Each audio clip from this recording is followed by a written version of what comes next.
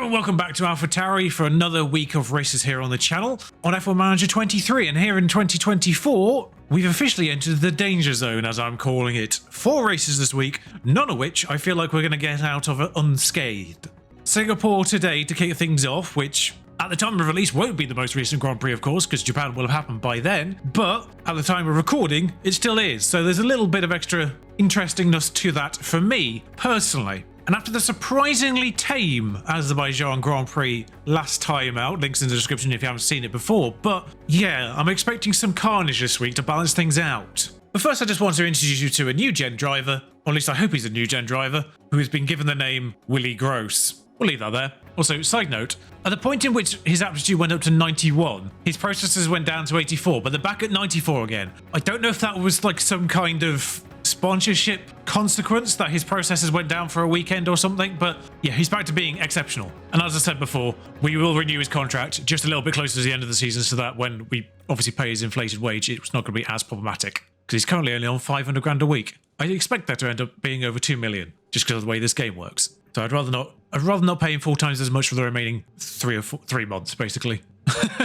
Instead of paying him for 3 months' work, I'll be paying him for the equivalent of 1 year of his current salary, I imagine. So I was about to say penny counts, but of course it defaults to dollars here, so every cent counts, as much as that pays me to say. But this is the situation, of course. Round 17, there are only 7 races remaining, inclusive of Singapore, and we are 59 points clear of McLaren in 5th. Now, our objective is only 6th, in fairness, but Alpine are close on the tails of McLaren. In fact, there's a lovely little fight going on between them two, just we've usurped 5th, and Aston Martin obviously doing well as well. So what used to be the battle for 4th is now the battle for 6th there, and Alfa Romeo, Williams and Haas still basically trying not to be the worst of all, but I suspect they'll end up being Alfa Romeo because they're terrible, and Haas maybe have the capability of nicking a point somewhere down the line. But of course, it's a normal weekend here in Singapore. In fact, I think there's only 1 sprint race remaining, and that's Sao Paulo, which won't even be this week. So, oh no, sorry, I tell a lie, it rounds off this week. I forget Las Vegas is after it this time round, or Qatar is after it, more importantly, this time round. Anyway, off to Singapore we go. A wet practice 3 does throw in the possibility of a wet practice as well, but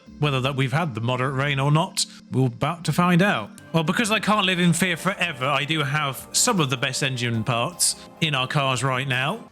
The onslaught of vehicles that have just come out immediately make me think, yep, that's happening. Well, we better get a good lap time with Yuki Tsunoda in then, because Alex is fine. And as we just go through qualifying 1 here, I will just say, I pretty much decided I am going to be doing 2 Grand Prix from Season 3 onwards. We'll see how it works. Obviously, in doing so, we will be cutting out qualifying, and it'll just be 2 races covered. So the episodes will probably end up being a little bit longer, but it'll just be effectively the highlights of 2 races per episode. Still 4 episodes a week, so effectively we'll get through a season every 3 weeks. Is kind of the idea.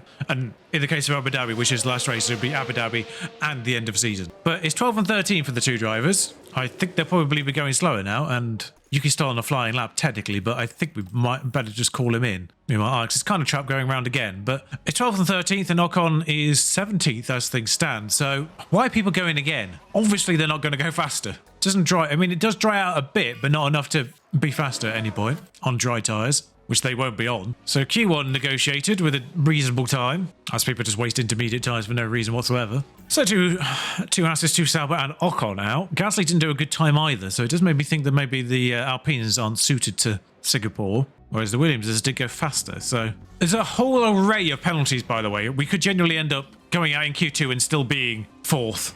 No. Pretty much most of the penalties actually are the people at the back anyway. Only Esteban Ocon survives that, basically. So whilst Piastri is 15th, he'll probably actually ironically still line up 16th, just because of everyone else behind him. But Lando, Lewis and Charles Leclerc. Lewis we're not surprised about, having seen his state of his car last time around. In fact, if you remember rightly, both Norris and Leclerc were missing either the engine or the ERS respectively. I can't remember which around they were, but one had one lacking and one had the other. Q2 starts dry though. Why does it do this every time? It's a little stupid, isn't it? So because everyone's come out, there's 0 danger of Albon catching the back of the field. I'm actually more worried his tyres are going to overheat by the end of his actual lap. The issue of Sector 3 still remains, by the way, in Singapore, but it does affect everyone, both your drivers and all of the AI drivers, where they don't take that Sector 3 straight, as if it's a straight. They still react to it as if there is, I think, effectively, there is a corner there, which they used to be, of course, and they slow down for a corner that no longer exists and then don't speed up until the chicane at the end, which was already there and part of the original layout. So I basically, in my mind, worked out last year that essentially there is just a trigger to brake that remains from the old layout in the game that isn't basically undone by the trigger to accelerate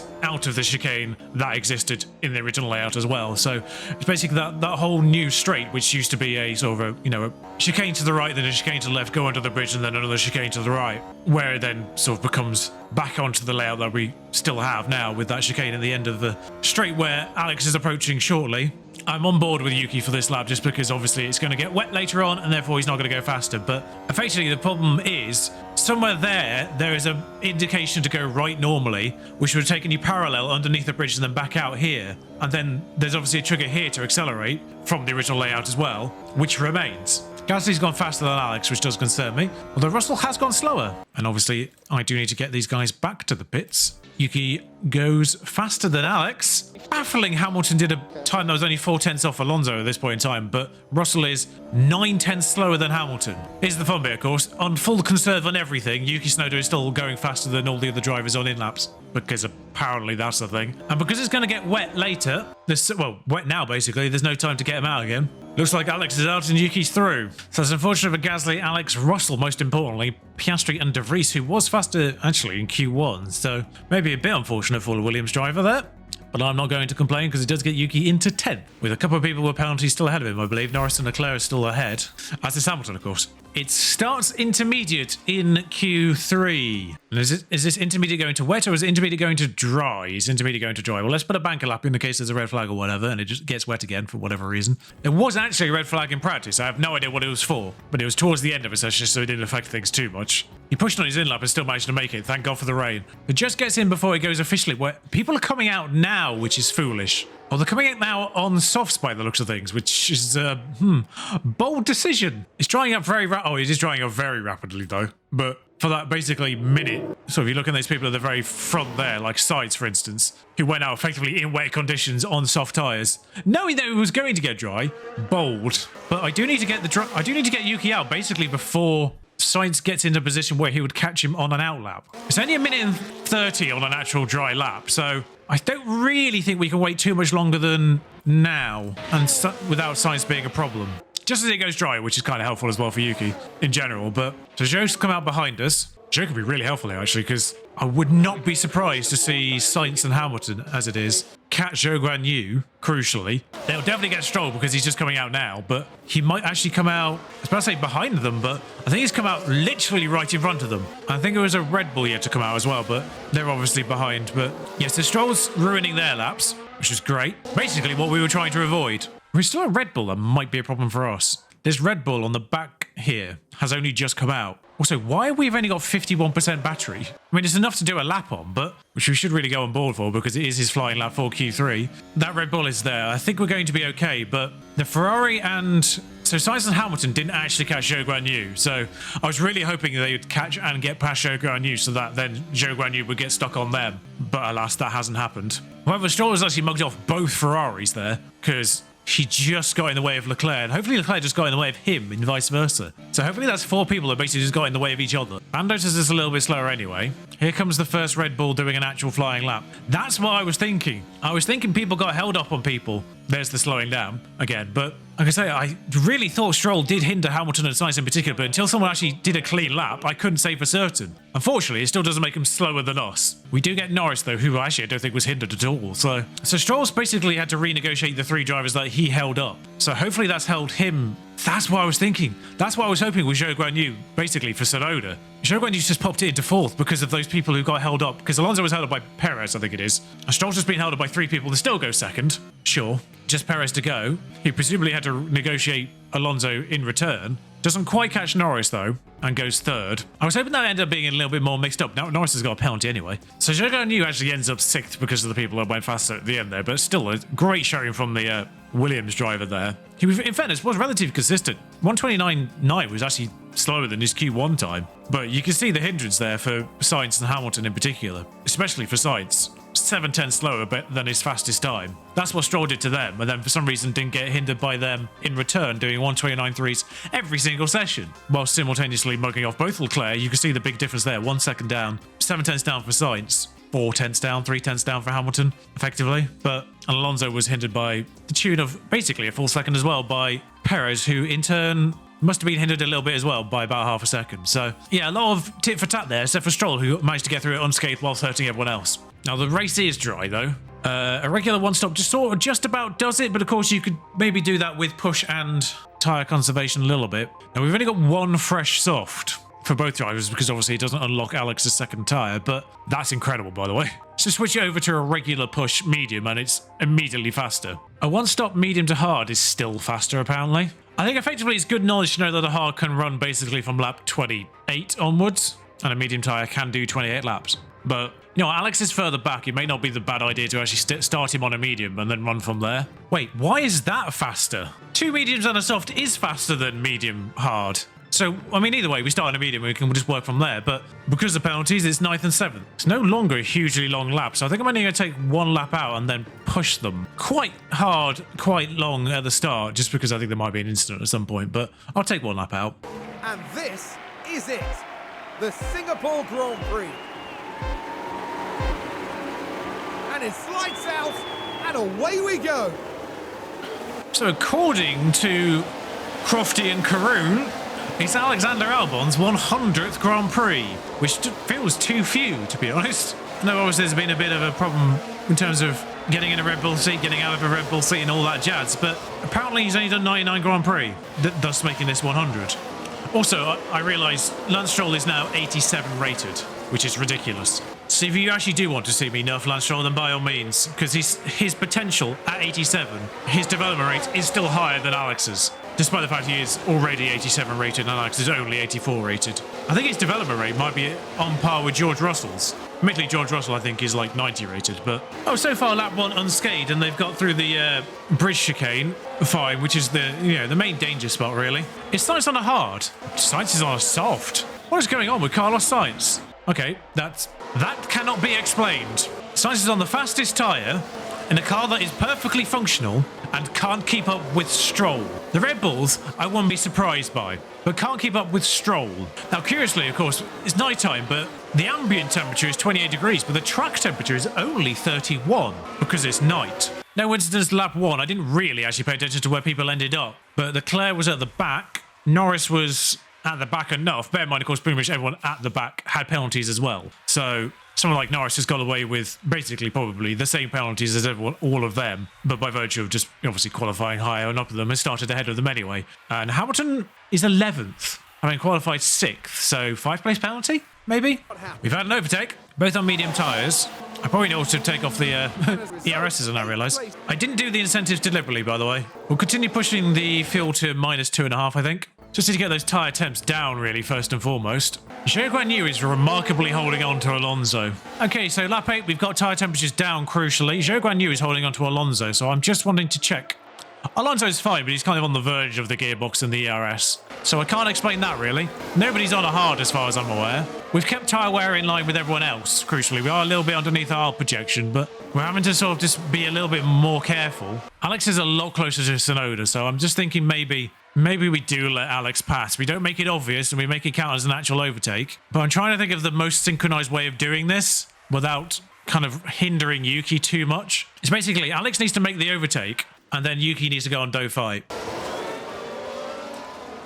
Nope, that still went wrong. That couldn't have hindered him anymore if it tried, really. Just getting Yuki back into DRS and all's good there. So Sainz, Perez, etc. are all pitting now, presumably to go onto a hard. Ricciardo has. So we're basically just holding people up as things stand. Oh, we've managed to negotiate Tsunoda past Albon again there. Mostly to just give Alex a bit of a break and get his ERS up a bit, which we've managed to do with Yuki. We got it up to 51% on his front. So Russell's in the pits now. We are going to have to go quite early on this. Don't know why Alex is fighting. Leclerc's come through and not pitted, by the way. That's what's going on there. So I think Yuki's going to have to go on 1 lap early, and then Alex the lap after, just so I don't forget on his front. Good pit stops for both of us. Tsunoda's cleared Bottas, crucially, and now that's probably Magnussen being dealt with. Yep, there he goes. Nice couple of overtakes to get some confidence up, which of course will only help the lap time. So this might be where a two-stop actually does work out, is because whilst you are getting held up by traffic occasionally, you are putting in better lap times because you're doing overtakes and getting that confidence up. I'm also just not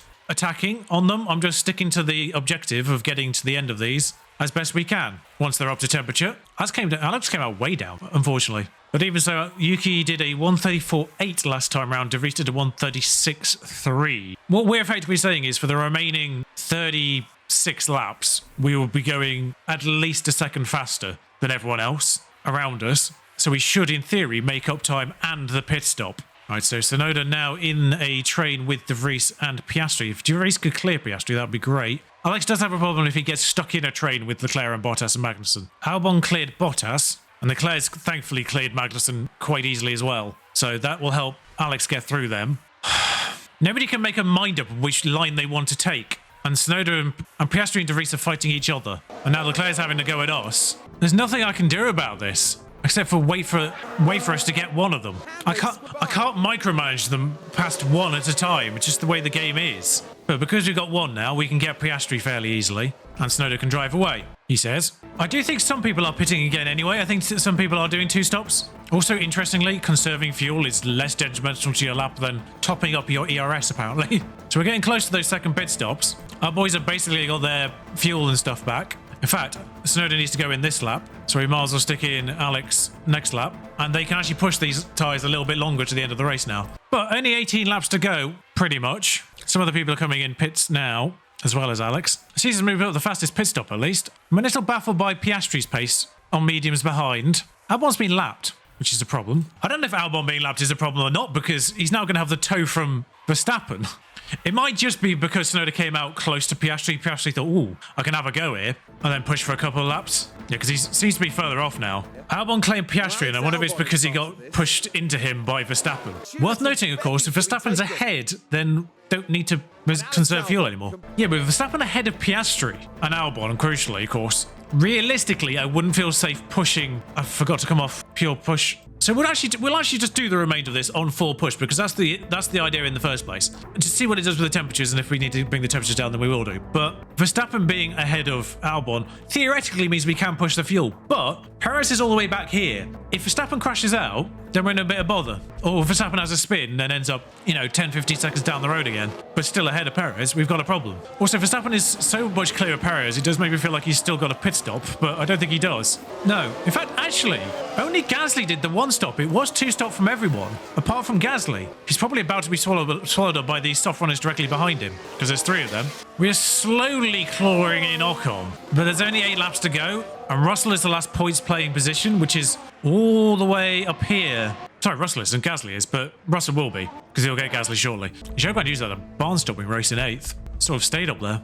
It's been a bit of a straightforward race, annoyingly, and not a good one in our case. But Tsunoda is on the back of Ocon now. Alex not too far behind. I did actually only realise about 8 laps ago that Tsunoda was still on Fight teammate, which would have been awkward if Albon had ever caught him. But he hadn't, thankfully. So, problem is, we can get Ocon here, sure, that's 12th. It's only 6 seconds to Gasly, who will presumably be going backwards on hards. And I think we'll be behind by we weren't behind by the detection point. Yuki, what are you doing? Rule number 1, be behind by the detection point. We finally got him, though.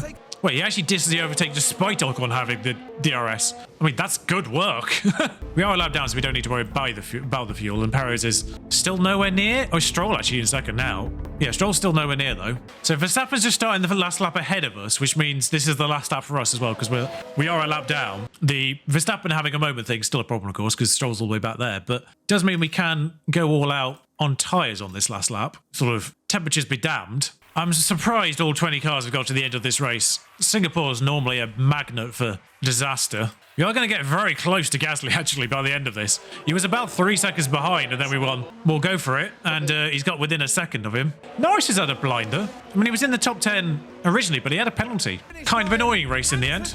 Once again, though, the race effectively reverts to type. Now, I don't know what went on with the strategies for Lance Stroll and Sergio Perez there, but I have to assume, based on the fastest lap by Lance Stroll, that he was on the softs on the last stint. So it worked out for Lance, strategy-wise. Meanwhile, Fernando's fastest lap was a 1:33, which kind of says his strategy wasn't too great or he got held up or something to that degree. But the top 3 teams are the top 6 drivers. Lewis and George are both 7th and 10th. George took penalties last race, didn't he? So he should actually have a good car. Oh no, George was lacking in one area, I think, still, despite taking a penalty last race, so he might have been suffering that race a little bit. Zhou Guanyu in 9th is confusing. Lando Norris in 8th is even more confusing, considering the fact, you know, he qualified up there, but started the race 14th then, clearly, because of his penalty. Lewis had a penalty, but I'm not surprised by the Mercedes, a fresh Mercedes, clawing back those places, same with Leclerc. I'm not surprised by a fresh Ferrari clawing back those places. And then at the bottom of the grid, 2 Saubers, 2 Haas, Oscar Piastri, Nick de Vries, not surprising, and the 2 Alpines and the 2 AlphaTauris in a small block, really, by the end of that. We're all very close together. So the race reverted to type again, and it's a little alarming at this stage that it's still doing this. Still, points for Zhou Guanyu and points for Lando is the concern. Not many. We did get in 2 good pit stops, though, so still sort of maintaining our second. Red Bull have run away with it in the end. We at least don't have to pay out any bonuses for our drivers, because neither of them got 11th, which I think is their bonus threshold. And we failed the rear wing inspection on both. Okay, so we got some manufacturing ahead of us then. Underfloor and chassis is what we're building again, and we've got 1 spare of each already. Oh, thank God. Bizarrely, Red Bull voted for the cost cap reduction. If anyone I was expecting to vote against a cost cap reduction, it was Red Bull. But thankfully, the cost cap remains as it is at 139 rather than being reduced to 134. Of course, because of where this result comes through, I can't,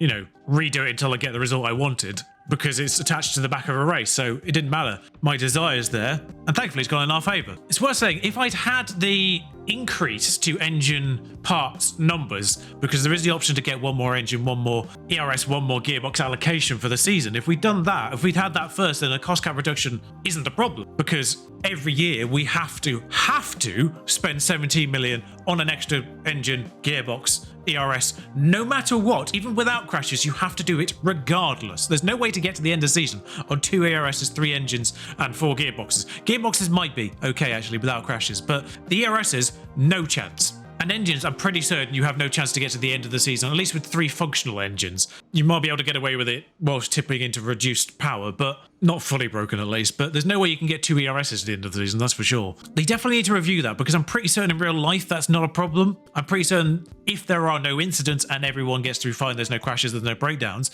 they can get to the end of the season with those car parts. Pretty much. So, which is why the allocations are what they're at. Also, I think, as someone said, that the cost cap versus taking new engine parts and things like that isn't a thing, or it's more nuanced, the way that taking new engines, taking new ERSs, taking new gearboxes, etc. and so forth go towards the cost cap. It's a little bit more nuanced than just straight up 5 million, 2.5 million, 1 million as it is here. So I think they do need to look at that. I think they either need to sort of affect the way that new engine parts either don't affect your cost cap. That would be the thing that would save it, because obviously you still have to pay for aerodynamic car parts, and if you have a crash, then you have to pay for those replacements for the aerodynamic car parts, especially if it's an emergency car part over the course of a weekend, because you can't manufacture one in time because you're in the weekend, so you have to emergency manufacture it. That will make that less annoying if then the engine car parts aren't going towards the cost cap, because they still cost 5 million, they still cost 5 million, 2.5 million, 1 million. So the financial hit is still there, just with your overall going into debt threat, but it's not going towards your cost cap. And that might be the way to balance it, is if they remove that from the cost cap, because then it makes the ridiculous prices